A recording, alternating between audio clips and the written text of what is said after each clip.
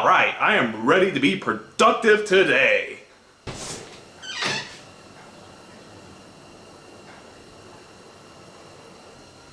Never mind.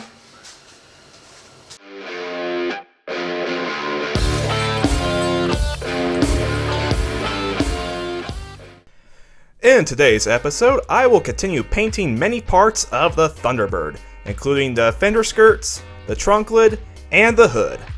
Thanks to a particularly harsh winter this year in northern Nevada, and my school schedule, progress hasn't been quite as quick as I have hoped, but at least things are still getting done, so we are still moving in the right direction. Starting out today's adventure is the fender skirts. I begin by stripping off as much paint as I can with a wire wheel on my angle grinder. And to start things off on the right foot, I uncover a bunch of Bondo while doing this. I decided to use some paint stripper on the inside of the skirt to get rid of the remaining paint. While the paint stripper did its magic, I began working on the other fender skirt. This one was missing from the car when I bought it, so I found this one from someone who had a ton of old Thunderbird parts. There were some bends in the sheet metal around the edges, so I began straightening those out with some vice grips and a hammer and dolly. While doing this, I discovered some welds where this thing had apparently cracked in the past, and one of those cracks was still visible from the outside, so I'd have to weld this up to hide it. A quick cleanup with the wire wheel, some welding and some grinding later, and this crack was no more. I then began cleaning off this skirt with the angle grinder, and quickly discovered this whole thing had been skimmed in Bondo. Apparently, somebody really wanted this skirt to look flawless. After this, I checked in on the paint stripper, and lucky for me, had gotten rid of a lot of the red paint. Thanks to all of the Bondo on both of these panels, I decided it would be easier to finish stripping these panels with a sandblaster. The nice thing about sandblasting is that it removes everything and leaves you with a nice, clean slate. The bad thing about sandblasting is that it removes everything and shows you the true state of your sheet metal. The replacement fender skirt wasn't bad, but the fender skirt that came with the car was just, oh god! Dents and waves galore. To remedy this, I began straightening out the metal on my anvil, aka a chunk of railroad track, and had pretty good success. The waviness on the bottom was much better. I go ahead and work out some other small dents on my redneck anvil, and then begin applying body filler. After some sanding and some more small dent removal, these panels were ready for primer. I first apply Tamco epoxy primer to these panels, and after the epoxy dries, apply a high build primer.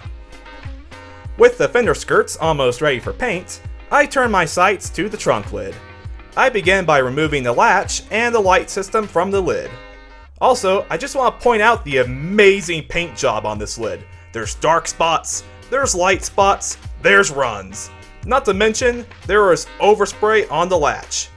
You know what? The more and more I work on this car, the more convinced I am that this thing was painted at a Mako. I decided to go ahead and just sandblast the underside of the trunk lid, and the speed at which the red paint was flying off was incredible. In case you don't know, paint should never come off quite this easily with a sandblaster, especially from a small pot blaster like I have. I honestly think if this car had ever driven to the beach on a windy day, the beach sand blowing in the wind would have been enough to strip the red paint off this car. After 45 minutes of blasting, the bottom was completely down to bare steel. With a snowstorm approaching, I decided to start stripping the top of the trunk lid inside the garage. I was going to use some Jazzco paint stripper, then I saw the labels on the jug. Oh, that's not good. So, I instead decided to give Citrus Strip a try, which is safe to use indoors. I liberally coated the trunk lid down with Citrus Strip and waited 24 hours. And much to my surprise, it actually worked really good. It even took a large section of the trunk lid down to bare steel. With the snowstorm gone by now, I started sandblasting the rest of the paint off. This sandblasting revealed a trunk lid that was in rougher condition than I originally thought. It revealed two large dents to fix on the driver's side, the trunk lock hole which had been welded shut, and I don't even know what happened here. I began my repairs by knocking out the trim holes for the trunk lock, and thankfully, since whoever did this modification wasn't very competent, they were just filled in with Bondo. I then used a stud gun and began pulling out the large dents on the driver's side, and after a quick solvent wipe, I began adding body filler back onto the trunk. After some time, I sanded down the body filler and repeated this process. After sanding everything down, I then began working on drilling out the stupid plate that was welded where the trunk lock used to be. After lots of drilling and filing, I had a very ugly hole. A hole though, that works. Sounds kinda like me. With that done, I went ahead and sprayed the top of the trunk lid down with epoxy primer, followed by a high build primer, and then I began sanding everything smooth. After getting the top of the trunk lid ready for paint, I turned my attention back to the underside.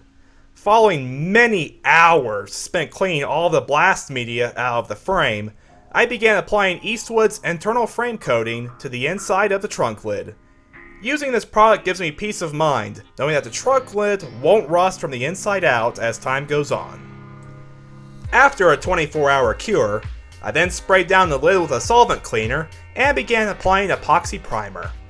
After letting the epoxy cure for 24 hours, I moved straight into applying paint. I decided that since I want this car to look somewhat decent, that I needed a better spray gun, one that wasn't from Harbor Freight. So, I got myself this gun.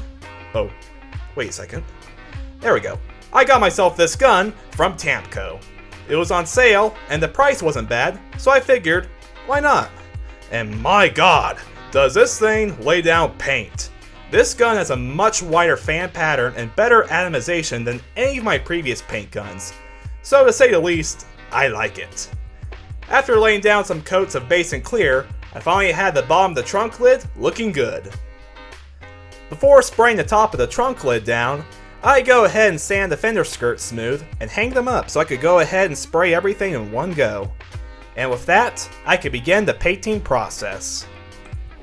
I first douse everything down with a final solvent wipe, and then follow that with a tack wipe.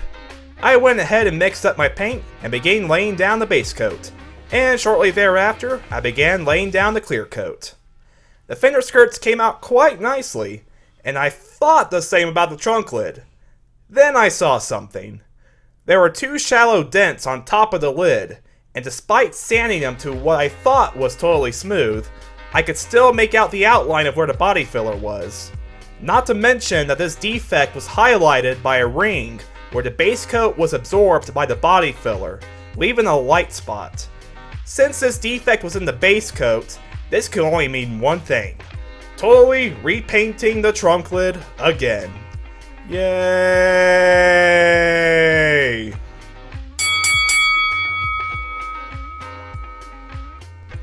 I began my second paint job by sanding down everything smooth with the DA, and after fixing some areas that still needed some minor body work, I finally had a trunk lid that was ready for paint again. And after a night of spraying base coat and clear coat, I truly thought I had a trunk lid I could be proud of. The bodywork on top of the trunk lid had been fixed, the clear coat had laid down nice and smooth, and oh, there's a run. It blended in right where the hump transitions into the flat section of the lid, and now that I saw it, I could not unsee it. This was just a clear coat error though, which could easily be fixed, and then I saw it. On the rear of the trunk lid, a wrinkle. A wrinkle in the base coat to be more exact. A wrinkle that can only be fixed by sanding down everything smooth and repainting again. Oh, fun!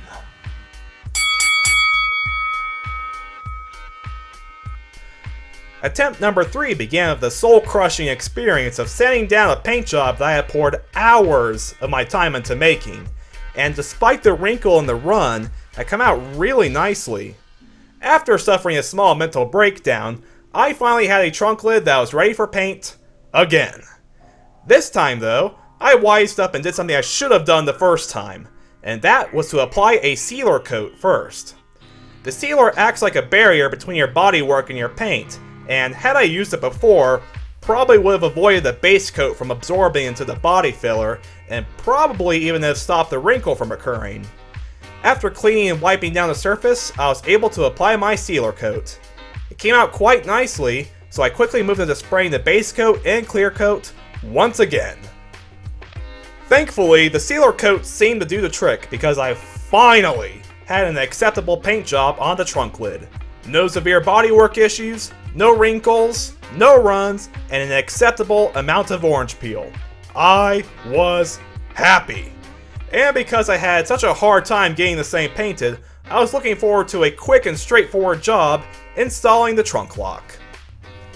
Since the previous ding-dong, owner, welded the trunk lock closed, he of course wasn't planning on using the lock again, so unfortunately the original lock and ornament were lost to time. As a result, I had to purchase an aftermarket ornament and lock system for the trunk. Thankfully, he did leave the lock mechanism inside the trunk, however it did suffer from a lot of overspray, so I turned my attention to this piece first. Since this piece was plated, I decided to just polish it. My polish of choice for metal is Flitz.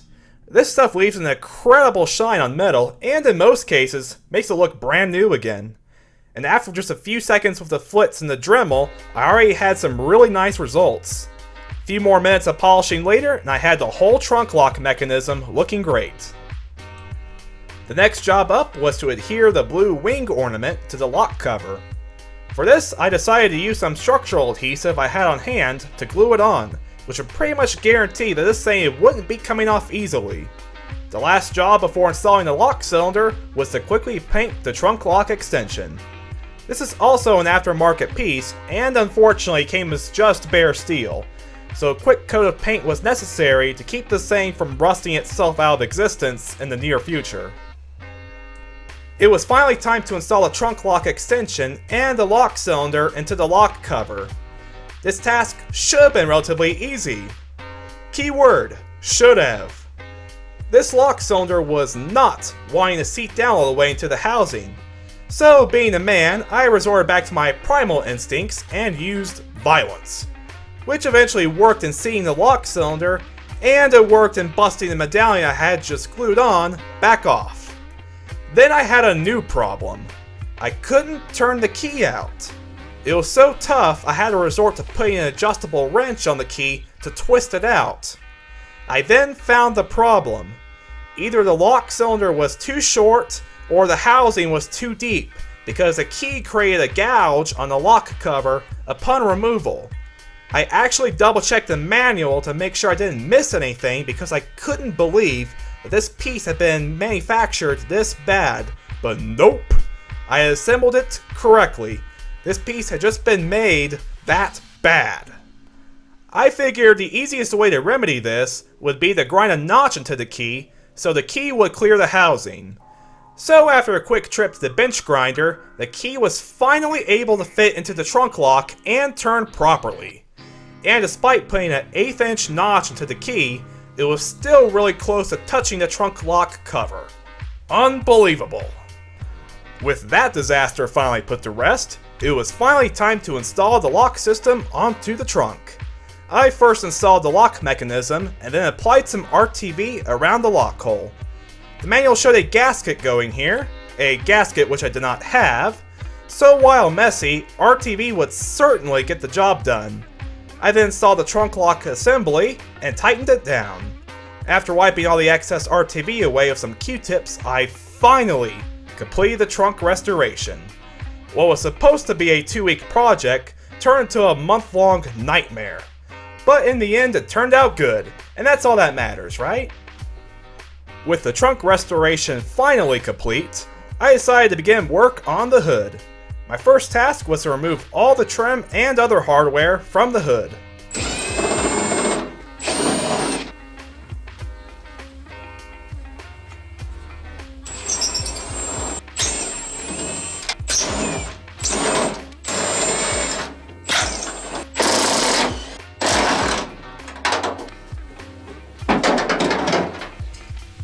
One of the hood latches was extremely tight, so I decided to use fire to solve this problem. In this case, MAP gas, which had no problem heating this guy up to several hundred degrees, allowing me to finally loosen it. With that done, I began applying paint stripper to the underside of the hood.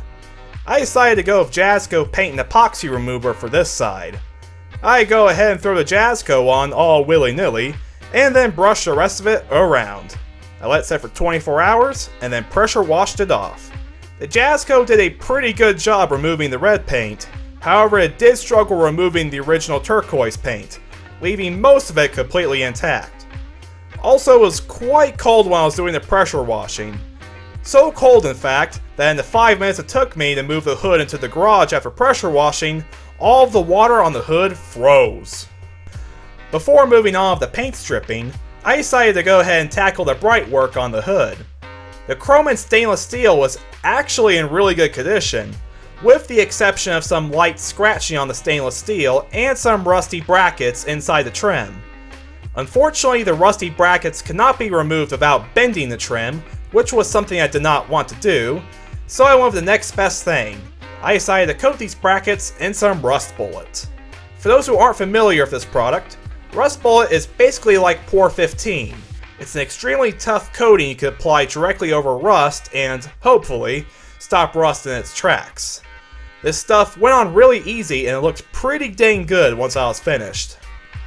Once the Rust Bullet finally cured, I could begin the polishing work. To remove the fine scratches, I began sanding the trim down with 1000 grit sandpaper. I quickly followed that with 2000 grit sandpaper, and finally 3000 grit sandpaper. After the 3000 grit, the piece was actually starting to shine up really good. I finished the polishing process by applying some Flitz polish with a small polisher. The end result ended up looking really good, minus some smudges from my fat fingers. I repeated this process with the chrome end pieces I go over the headlights, and on the chrome insert for the hood scoop. The next task was spraying the inside of the subframe of the hood with more Eastwood internal frame spray. I could see surface frost inside the frame, so this coating should hopefully cover it all up and preserve this hood for a long time. Also, did I mention this stuff is messy? This stuff is really runny, and was oozing out of every crevice it could once inside the frame. This is why I chose to apply this stuff before sanding. That way I could remove all the excess while getting the old paint off. With that done, I can now begin the sanding process. I began sanding using a 60 grit disc on my orbital sander. Unfortunately though, this process was rather slow and really was only good for flat areas. I quickly abandoned this method and turned to the angle grinder, which had much better results. During the sanding process, I did have one small mishap. While sanding the edges with a wire wheel, my shirt got a little too close to the wheel and in the matter of a second, got wrapped up around the wheel. This was a bit of a chore to remove, but thankfully I did not get hurt, and my shirt actually survived this altercation. There was a small dent on the bottom of the hood, and while this area normally won't be visible to people, I decided to fix it with body filler anyways, just in case I want to pop the hood at car shows. After working with body filler and some more sanding, the bottom of the hood was ready for primer. I know on video this only took a few seconds, but believe me, this was anything but that. This took several days of sanding given all the nooks and crannies everywhere. Don't believe me? Just look at this wire wheel. The bristles were about 2 inches long before I started. It was finally time to prime the bottom. I went ahead and cleaned off everything with some Tamco Final Wipe, and then went over everything with a tack cloth. Once the solvent was completely evaporated, I began spraying the bottom down with epoxy. With the bottom of the hood now protected, I began to work on the top of the hood. There were some rust areas on top which I decided to tackle first. There also was some cracking on top of the hood which I was confused about at first, then I realized what it was. More Bondo. Almost the entire driver's side of the hood had been coated with Bondo, and while yeah there were some minor dents on this side, I swear there must have been about 2 pounds of Bondo just coated everywhere. It was the same story for the front of the hood. While there were a couple minor dents, there was Bondo everywhere. Given the condition of the trunk lid, it should come as no surprise that the trim holes for the Thunderbird emblem were covered. So I went ahead and knocked those back out with a punch. After a while, I had made some good progress on the hood. The orbital sander took the red paint off with ease, but it was having a hard time with the turquoise. I decided to try some Jazzco paint stripper on a small area.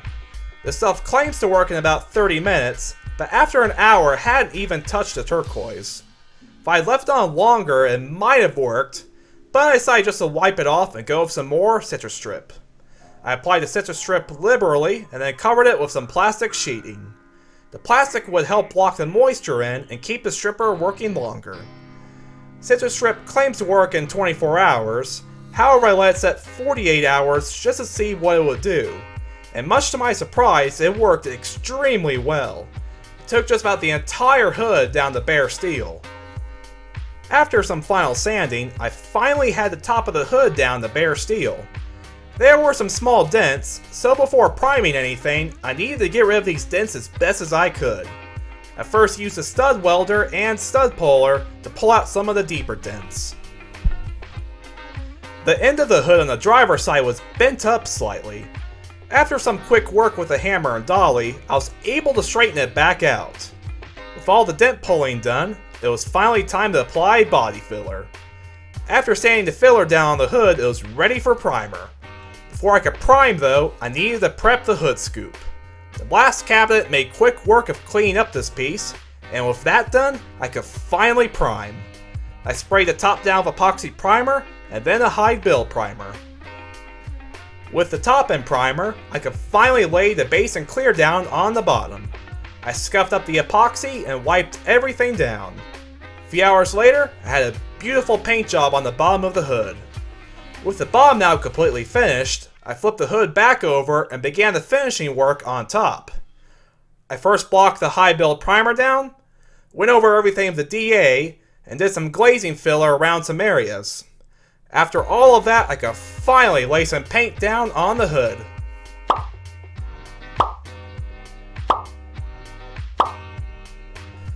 With the paint job complete, the last thing I needed to do was reinstall everything on the hood, starting with the hood scoop, then the Thunderbird emblem, and finally all the trim I had polished. Finally, I was left with a complete hood that looked amazing. I tell you what, I would be quite happy if I could get the rest of the car looking this good. Well, that's it for today's video.